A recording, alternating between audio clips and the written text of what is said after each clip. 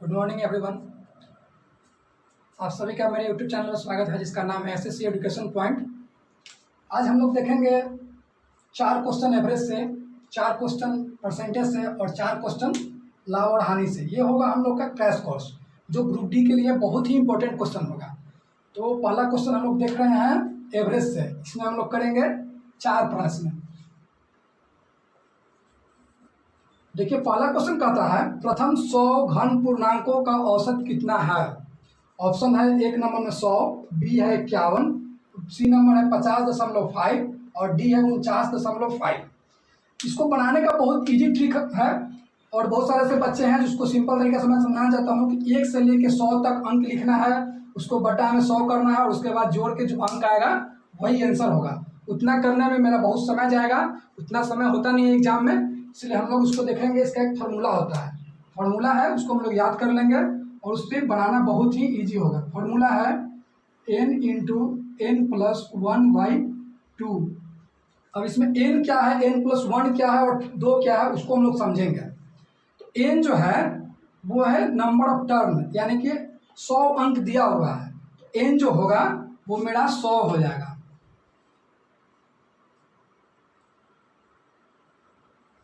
और n plus 1 यानी कि 100 में 1 जोड़ना है तो यानी कि 101 हो जाएगा और बटा में 2 हो जाएगा।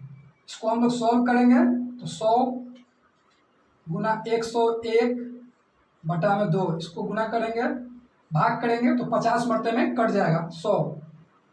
अब यहाँ पे 50 गुना 101 करेंगे और यहाँ पे देखिए 100 संख्या दिया हुआ है, घन पूर्णांकों का औसत, तो 1 से लेकर 100 तक लिखा होगा। तो एवरेज का मतलब होता है कुल संख्या बराबर संख्याओं का योग। तो यानी कि कुल संख्या तो मेरा इतना आया और 100 तक दिया होगा, तो 100 से हम लोग उसको भाग करेंगे तो ये कटेगा 2 मरते में 101 बटा में 2, यानी कि मेरा कट क्या आएगा 50.5, जो कि ऑप्शन नंबर सी में दिया हुआ है। है क्वेश्चन नंबर 2। क्वेश्चन नंबर 2 कहता है कि प्रथम 10 प्राकृत संख्याओं के वर्गों का औसत कितना है। प्राकृत संख्या होता है गिनती की संख्या, जैसे 1 2 3 4 5 ये सब जो है वो प्राकृत संख्या है। तो कह रहा है कि प्रथम 10, मैंने कहने का मतलब 1 2 3 4 5 6 7 8 9 10 है, उन सभी का वर्ग करना है और वर्ग करने के बाद उसको जोड़ना है और जोड़ने के बाद जो आएगा उसको 10 से भाग करना है, यानी कि और जो आंसर आएगा वो इसका आंसर होगा। तो उसका मतलब बनाने में बहुत समय लगेगा। तो उसका भी एक ट्रिक है वर्गों का। वर्गों का औसत निकालने का एक ट्रिक होता है n into n plus 1/6 into 2n plus 1। कह सकते हैं n into n plus 1 into 2n plus 1/6 इसका फॉर्मूला होता है। फॉर्मूला एक बार देख लीजिए, ये वर्गों का औसत का है, लिख देता हूं मैं। वर्गों का औसत, ये वर्गों का औसत यानी वर्ग निकालना होगा तो ये फॉर्मूला लगा सकते हैं n into n plus 1 2n plus 6। अब इसमें n क्या है, तो जो 10 दिया हुआ है प्राकृत संख्या वो n होगा, तो n का जगह हम लोग 10 को लगाते हैं तो 10 इंटू है तो गुना करेंगे। अब 10 और 1 हो जाएगा 11, फिर गुना का साइन है तो फिर गुना करेंगे, 10 रखेंगे यहाँ पर, 10 दूना 20 और 1 21 बटा में 6। अब हम इसको 3 से काट देते हैं, 3 दूना 6 और 7 तिया 21। अब इसको 2 से 5 मरते में, अब आता है मेरा 11 5 और 7, 11 पचे 55। यहाँ देखते हैं 11 पचे 55 गुने 7, 5 सते 35, 35 और 3 38, 385 आया। 385 आने के बाद मेरा संख्या कितना है 10, तो उसको हम 10 से भाग दे देंगे। 10 से भाग देने के बाद आएगा मेरा 38.5, जो कि मेरा ऑप्शन नंबर डी दिया हुआ है। क्वेश्चन नंबर 3 कहता है कि 5 संख्याओं का औसत 10 है, कौन सी संख्या जोड़ी जाए कि औसत 12 हो जाए। कह रहा है कि क्वेश्चन को एक बार फिर समझते हैं, पहले मेन क्वेश्चन ही होता है उसको समझ लीजिएगा, प्रश्न खुद ब खुद बन जाएगा। 5 संख्या का औसत 10 है, कौन सी संख्या जोड़ी जाए कि औसत 12 हो जाए। कौन सी संख्या का मतलब हमको पता नहीं है कौन सी संख्या है, यानी कि उसको हम लोग x मान लेंगे। तो पहले तो हम 5 संख्या का औसत निकालना है, तो उसको हम लोग पहले गुना करेंगे। 5 गुने 10, तो मेरा योग आएगा मेरा 50। अब बोल रहा है कौन सी संख्या, तो हम 50 जो आया उसमें बोल रहा है कौन सी संख्या, तो हम x मान लेते हैं। संख्या कौन सी संख्या है, x मान लेते हैं। जोड़ी जाए, जोड़ने की बात बोल रही है तो प्लस का साइन, औसत 12 हो जाए, तो औसत मेरा 12 हो जाए। तो पहले था 5 संख्या, अब एक संख्या को हम जोड़ दें, टोटल संख्या कितना होगा, तो हो गया टोटल संख्या हो गया मेरा 6। तो अब इसी को हम लोग कैलकुलेट करेंगे, मेरा आंसर आ जाएगा। तो देखिए 50x है, तो हम लोग लिख देते हैं 50 प्लस x, और इसको इससे गुना करेंगे तो आ जाएगा मेरा 72। अब यहाँ पे हम लोग x का मान निकालेंगे, तो 72 माइनस 50, यानी कि x का वैल्यू मेरा आएगा 22, जो कि आपका ऑप्शन नंबर सी में दिया हुआ है। अगला क्वेश्चन है क्वेश्चन नंबर 4। क्वेश्चन नंबर 4 कहता है किसी बल्लेबाज ने 12वीं पारी में 63 रन बनाए, जिससे उसके रनों का औसत में 2 रन की वृद्धि हो जाती है। 12वीं पारी के बाद उसके रनों का औसत कितना है। एवरेज का एक प्रश्न है, इसको बहुत ईजी तरह से हम लोग देखेंगे। कह रहा है 12वीं पारी में 63 रन, यानी 12वीं पारी जो वो खेला उसमें उसका 63 रन बनाया, जिससे उसके रनों का औसत में 2 रन की वृद्धि हो जाती है। तो 12वीं पारी के बाद उसके रनों का औसत कितना है। जब भी आए ना 12वीं पारी, जितना भी पारी है उससे एक पारी कम, यानी कि 12वीं पारी है तो उससे एक पारी कम, यानी कि वो 11वीं पारी तक कहीं निकालेंगे हम लोग। तो 12वीं पारी बोला तो उसको एक कम, यानी 11वीं पारी में 2 रन की वृद्धि हो जाती है। तो 2 रन की वृद्धि होगी तो हम उससे 2 से गुना कर देंगे, तो मेरा आ जाएगा 11 दूना 22। उसके बाद बोल रहा है कि 63 रन 12वीं पारी में, तो इसमें हम 63 रन में से इसको हम लोग घटा देंगे, तो मेरा है कितना 63 रन। 63 रन में से 22 रन हम लोग घटा देंगे तो कितना आएगा, 3 में से 2 जाएगा तो 1, और 4 में से 2 जाएगा तो 6 में से 2 जाएगा तो 1, यानी कि मेरा 41 आएगा। अब बोल रहा है कि उसके बाद उसके रनों का औसत कितना हो जाएगा 12वीं पारी तक, तो उसका 41 हो जाएगा इसका आंसर, जो कि आपका ऑप्शन नंबर 1 में दिया होगा। जितना भी पारी रहेगा पारी से एक पारी कम, यानी कि अगर मान लीजिए 15वीं पारी बोलता है तो उससे एक कम, यानी 14वीं पारी तक निकालते हैं। 20वीं पारी बोलेगा तो उससे एक कम, यानी 19वीं पारी तक निकालेंगे। और जितना रनों की यहाँ वृद्धि हो या कमी हो, उसको पहले तो जितना रन की वृद्धि हो यानी रन जितना दिया उससे पहले गुना करेंगे। तो मेरा दिया हुआ था 12वीं पारी, तो उससे एक कम पारी को लिए 11वीं पारी को लिए। 2 रन की वृद्धि होती है तो 2 से गुना किए, अगर यहाँ 5 रन की वृद्धि होती है यहाँ 5 से गुना करते हैं, यहाँ 2 रन की वृद्धि हो रहा है यानी 2 से गुना करेंगे, मेरा आएगा कितना 22। और टोटल 12वीं पारी में कितना रन बनाया वो 63 रन, और 11वीं पारी तक उसमें से 22 रन, यानी 22 रन 63 में से घटा देंगे तो मेरा आएगा कितना 41, जो तो ऑप्शन नंबर 1 में दिया हुआ है। क्वेश्चन नंबर 5 का आता है समीना तथा सुहाना की आयु का अनुपात 7:3 है।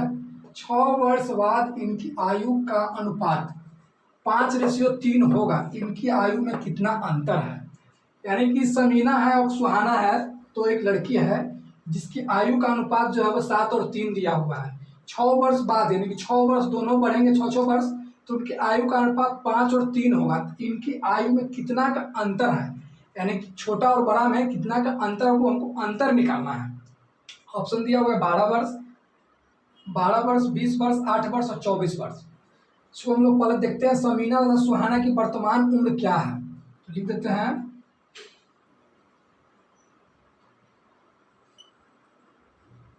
समीना की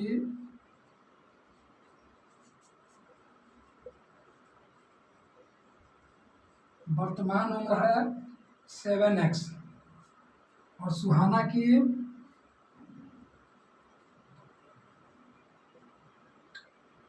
3x। कराएगी 6 वर्ष बाद, तो पहले हम इसको बनाना स्टार्ट करते हैं। देखिए क्या कहता है, समीना है तो x माना है तो ये हो जाएगा 7x, और सुहाना कितना है 3x। 6 वर्ष बाद, यानी कि 6 वर्ष बाद बोलता है तो उसमें पॉजिटिव होगा, और 6 वर्ष पहले बोलेगा तो उसमें निगेटिव होगा। तो यानी कि 6 वर्ष बाद बोला है तो पॉजिटिव हो जाएगा। उसकी आयु का अनुपात 5:3 हो जाता है, तो 5:3 हो जाता है। अब इसको हम लोग कैलकुलेट करेंगे, 3 को इससे गुना करेंगे, एक बार लिख देता हूँ, 7x + 6 से, और फिर करेंगे 5 को करेंगे 3x + 6 से। तो कैलकुलेट करेंगे तो मेरा आ जाएगा 21x प्लस हो जाएगा 18, उसके बाद हो जाएगा 5 तरीका 15x और 6 × 5 = 30।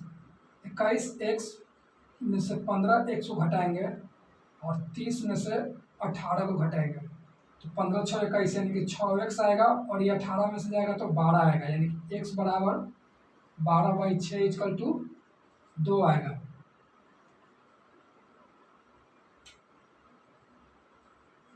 आएगा। अब बोल रहे हैं कि आयु में कितना का अंतर है, तो समीना है 7x और सुहाना है 3x, तो अंतर कितना है 4x का। तो 4x का अंतर है, और मेरा x का वैल्यू मेरा आया है 2, यानी कि 4 × 2 यानी कि मेरा 8 होगा। इन्हें उनके आयु का अंतर जो है वो 8 है। क्वेश्चन नंबर 6 कहता है 3 किलो का कितना प्रतिशत 12 ग्राम है। पहले दिया है, उसको हम लोग पहले देखेंगे। 3 किलो का कितना प्रतिशत 12 ग्राम है, तो ये दिया है यूनिट है किलो में, और ये दिया है ग्राम में। तो पहले हमको 3 kg जो दिया है उसको पहले हमको ग्राम में चेंज करना होगा। तो 1 kg में होता है 1000 ग्राम, तो 3 kg में कितना होगा 3000 ग्राम। तो उसी को हम लोग बनाते हैं। तो पहले हो जाएगा 3000 ग्राम में आ गया। का मतलब होता है गुना, कितना प्रतिशत, यानी कि x, कितना को हम लोग x मानेंगे, कितना प्रतिशत का वैल्यू होता है 100, 12 ग्राम है, यानी कि ये भी जो है ग्राम में है और ये भी ग्राम में है।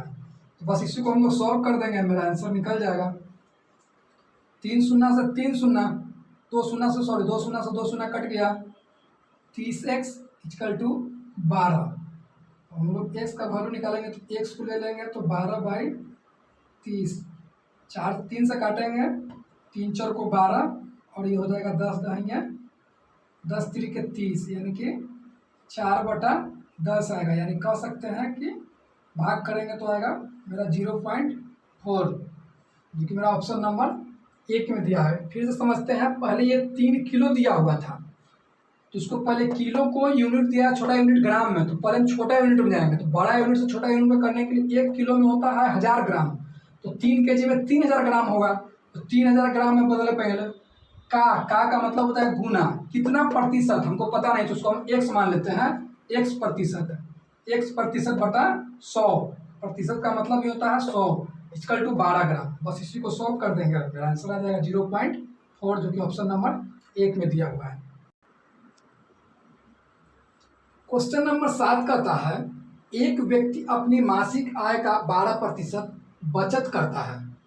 यदि उसकी मासिक खर्च 19,360 रुपया हो तो उसकी मासिक आय कितनी है। पहले क्वेश्चन को अच्छे से समझिए। पहले 12% जो है वो बचत करता है, 12% बचत करता है, और 19,360 रुपया है, तो उसका मतलब मासिक खर्च है इतना, और 12% बचत करता है, तो मतलब उसका मासिक आय क्या है।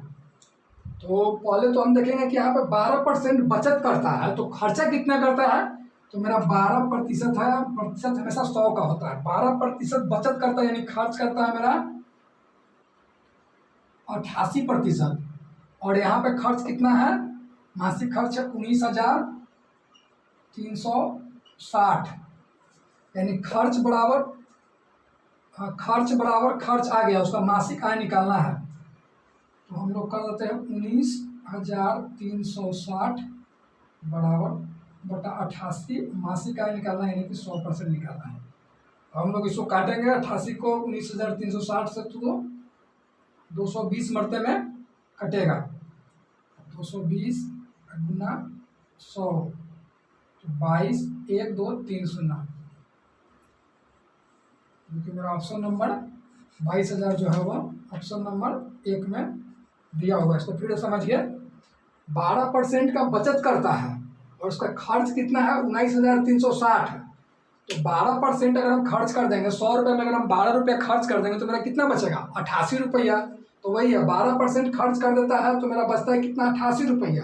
और उसका मासिक हम बचत करता है 12 रुपया, तो खर्च कितना करेगा 88 रुपया। और यहाँ पे खर्च कितना कर रहा है 19,360। तो खर्च बराबर खर्च करेंगे तो 19,360 बराबर 88 गुना मासिक बोल रहा, मासिक आय कितना है, तो मासिक आय निकालने के लिए हम 100 से उसमें गुना कर देंगे। तो इसको कटेगा 88 से 19,360, 220 मरतबे में कटेगा, उसको 100 से गुना कर देंगे तो यानी कि 22,000 उसका आंसर आएगा। क्वेश्चन करता है 8 नंबर कि चीनी के मूल्य में 10% से कमी होने पर खपत में कितनी प्रतिशत की वृद्धि करनी होगी कि इस मद में खर्च में कोई परिवर्तन ना हो। तो ऐसे प्रश्न को हम लोग पहले देखेंगे, कमी है या वृद्धि है परसेंटेज में। तो परसेंटेज में यहाँ कह रहा है कि कमी है, तो यहाँ जितना दिया है उसको हम लोग पहले लिखते हैं। 10% दिया है तो 10% लिखेंगे। अब यहाँ देखेंगे कमी है या वृद्धि है। कमी होगा तो 100 में से जितना यहाँ लिखा होगा उतना घटा देंगे, और वृद्धि होगा तो 100 में उतना बढ़ा देंगे। यहाँ कमी की बात हो रहा था, 100 में 10 घटा देंगे तो कितना आएगा मेरा 90। बोल रहा है खर्च में कोई परिवर्तन ना हो परसेंटेज में, तो परसेंटेज का इंटू होता है 100। 1 शून्य से 1 शून्य, 100 बराबर 9। 100 बराबर 9 को भाग दे के तोड़ेंगे तो 11 9 99 और 1 100 यानी कि 11.1/9 इसका आंसर होगा। ठीक है, अगला टॉपिक जो मेरा है उस पर लाभ हानि पे है। तो उससे पहले हम उसको देख लेते हैं कि क्या क्या होता है, कौन सा चीज़ क्या होता है, क्रयमूल क्या होता है, विक्रयमूल क्या होता है। तो लाभ बराबर होता है विक्रयमूल माइनस क्रयमूल।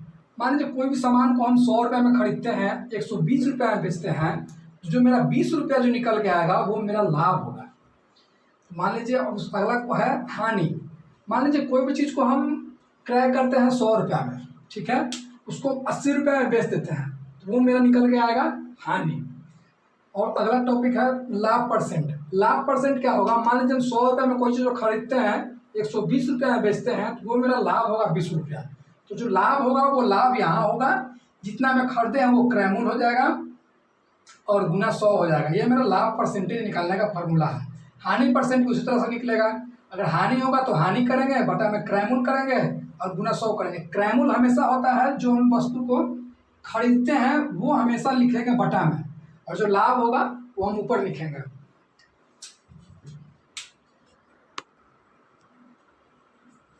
अगला प्रश्न है 9 नंबर। 9 नंबर कहता है एक पुस्तक का क्रयमूल्य 110 रुपया है तब विक्रयमूल्य 123.0220 रुपया है। इसे बेचने पर पुस्तक विक्रेता को कितने प्रतिशत का लाभ होगा। तो ये लाभ और हानि का है, तो लाभ होगा यानी कि लाभ परसेंट हमको निकालना है। तो लाभ परसेंट का फॉर्मूला होता है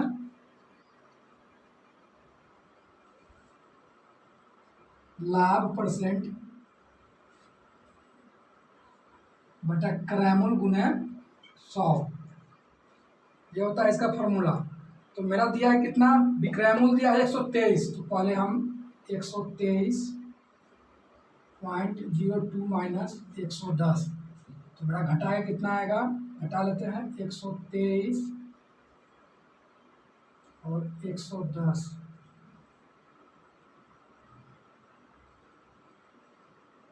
20 3 1 यानी कि मेरा आएगा 13.2 होगा लाभ परसेंट बटा क्रयमूल कितना है 110, और परसेंटेज निकालना यानी कि 100% हमको निकालना है। 1 शून्य से 1 शून्य गया, उसको 100 है तो 1 पॉइंट जुड़ेगा यानी कि 1320 बटा में आएगा मेरा 11, इसको काटिएगा 11 एकम 11 बचेगा, इसमें 2 11 दूना 22 यानी कि मेरा 12% आंसर आएगा। 10 मिनट फिर से देखते हैं इसको। 0.2 देखेंगे मेरा आया था कितना, लाभ परसेंट आया था 13.2। क्राइम मेरा विक्रयमूल्य कितना है 110 और गुना में 100, इसको उड़ाएंगे 2 शून्य है तो आ जाएगा मेरा 1320 बटा में 110, एक शून्य से एक शून्य और 12 गुने 11 करेंगे तो आएगा मेरा 132, यानी कि मेरा आएगा 12%, यानी कि लाभ जो होगा वो 12% आएगा। ऑप्शन नंबर 1 जो दिया हुआ है उसका आंसर होगा। अगला प्रश्न है 10 नंबर। 10 नंबर कहता है एक फल विक्रेता ने 15 रुपये की 6 की दर से केले खरीद कर 12 रुपये की 4 की दर से बेच दिए, उसका लाभ अथवा हानि प्रतिशत ज्ञात करें। तो कह रहा है कि 15 रुपया में 6 की दर से और 12 रुपया में 4 की दर से।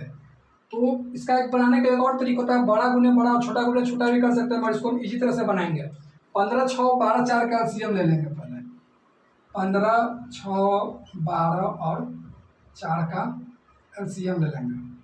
तो काटेंगे तो कितना आएगा, 2 से लगाते हैं 15 3 6 2, अभी भी 2 से लग जाएगा 15 3 3 1, 3 से लगेगा 5 1 1, अब गुना करेंगे 2 2 3 5 2 ना 4 3 के 12 5 60, मेरा एलसीएम आया 60। इसके आगे देखते हैं, एलसीएम मेरा आया 60, ठीक है। एलसीएम 60 है, यहाँ लिख देता हूँ, एलसीएम आया मेरा 60। अब कह रहा है कि 15 रुपये की 6 की दर से खरीदा, यानी कि क्रय किया, यानी कि मेरा हो गया क्रय मूल्य 15 बटा 6 गुने 60, ये हो जाएगा 10, यानी कि मेरा आ जाएगा 150। 150 मेरा हो गया क्रय मूल्य। अब हमको निकालना है दूसरा का, दूसरा निकलेगा 12 बटा 4 गुना में 60, तो आ जाएगा इसका आ जाएगा 15, यानी कि 12 गुना 15 हो जाएगा मेरा 180 रुपया के दर से बेचता है, यानी कि मेरा विक्रय मूल्य है, यानी कि 150 में खरीदे हैं और 180 में बेच दिए हैं, तो यानी कहीं ना कहीं उनको 30 रुपया का लाभ हो रहा है। किस पे, 150 पे जो हम खरीदे हैं क्रय मूल्य पे, और गुना में 100, 50 दूना 100 और 50 तिरिके 150 और 10 तिरिके 30, यानी कि 10 गुना 2, यानी कि मेरा आएगा 20%, जो कि मेरा ऑप्शन नंबर 1 दिया हुआ है। क्वेश्चन है 11 नंबर और लास्ट क्वेश्चन यही है इस प्रश्न का टॉपिक का। रूट अंडर 2 है, 3 रूट 4 है और 4 रूट 6 को आरोही क्रम में लिखें। पहले तो हमको पता करना होगा कि आरोही क्रम होता क्या है। तो आरोही क्रम होता है सबसे छोटा से बड़ा, यानी कि बढ़ते क्रम में लिखना है। सबसे पहले 1 2 3 लिखेंगे इसमें, तो आरोही क्रम होता है। इसको बनाएंगे, हमेशा ये एग्जाम में आते रहता है, इसको अच्छी तरह से समझेंगे। तो लिखा हुआ क्या है, इसके रूट 2 है, 3 रूट 4 है और 4 रूट 6 है। अगर यहाँ पे कुछ नहीं है तो यहाँ पे 2 होता है। हमको हमेशा याद रखना है कि यहाँ पे कुछ नहीं दिया हुआ है तो यहाँ पे 2 होगा। तो जो लिखा हुआ है 2, इसको निकालेंगे और इसको 1/2 लिखेंगे, फिर इसको 4 को लिखेंगे, फिर जो रूट में है उसको इस तरह से भागा में लिखेंगे, फिर जो दिया है 6 दिया है उसको 1/4 में लिखेंगे। अब 2 4 6 का एलसीएम कितना आएगा, 2 4 6 का एलसीएम आएगा मेरा 12। तो एलसीएम लेंगे तो 12 आएगा, तो 12 को इस पर लिख देंगे और इससे डिवाइड कर देंगे, तो मेरा 3 आएगा।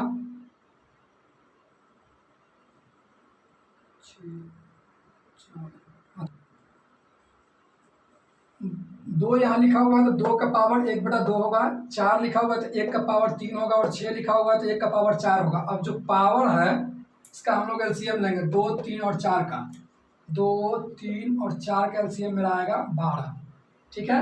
और इसको 12 से पावर जो दिया हुआ है उसको हम डिवाइड कर देंगे, 4 3 के 12, 3 4 को 12 और 6 दूना 12। जो पावर है इस पे लिखेंगे, जो नीचे जो लिखा हुआ है 2 के पावर 6, 4 के पावर 4 और 6 के पावर 3, इसको हम लोग गुना कर देंगे। 2 के पावर 6 मतलब में करेंगे 2 दूना 4 दूना 8 दूना 16 दूना 32 दूना 64 आएगा। 2 के पावर 4 करेंगे तो हो जाएगा 4 चौको 16, 16 16 हो जाएगा मेरा 56, 6 6 36 है, 6 का क्यूब हो जाएगा 216। अब इसमें सबसे बड़ा कौन है, मेरा सबसे छोटा कौन है, तो 64 है, यानी कि 2√2 हो जाएगा। 2 तो हम लोग साइड से लिखे थे, यानी कि √2 हो जाएगा। उसके बाद 64 के बाद कौन आएगा, 216, यानी 216, यानी कहने का मतलब है कि 4√6 आएगा। और 3 नंबर पे आएगा कौन, 3√4।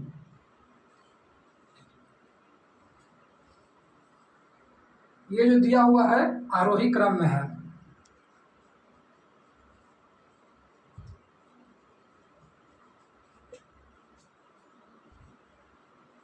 समझ गए इसको। इसके जो दिया हुआ है पावर को, पावर का हम लोग जो बटा में जो लिखते हैं 2 3 और 4, इसका एलसीएम लेंगे तो 12 आएगा। 12 आएगा, उसको फिर पावर जो दिया हुआ है 1/2 उससे उसको भाग करेंगे, भाग करने के बाद जो कटेगा उसको उसके ऊपर पावर चढ़ा देंगे, उसके बाद गुना करेंगे, और गुना के बाद जो संख्या जो सबसे छोटा होगा वो आरोही क्रम में, यानी 64 आएगा तो 2 का हो जाएगा, 216 है तो 4√6 का हो जाएगा, और जो 56 है तो 3√4 का हो जाएगा।